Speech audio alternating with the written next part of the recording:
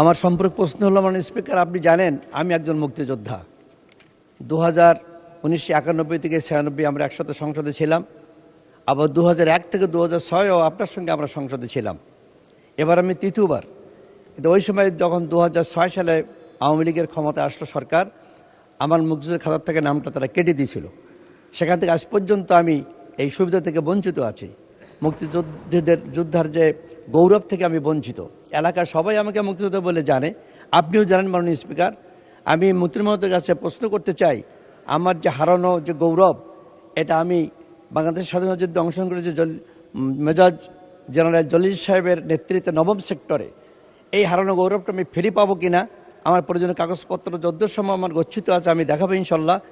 আমি আশা করছি আমার মতো আরও অনেক যারা এইভাবে নিগৃহীতের শিকার হয়েছেন, আমাদের ভাইরা বললেন এই বিষয়টা তিনি আমাদেরকে তালিকাভুক্ত করে নেবেন কিনা, আমি আপনার মধ্যে প্রশ্ন করতে চাই।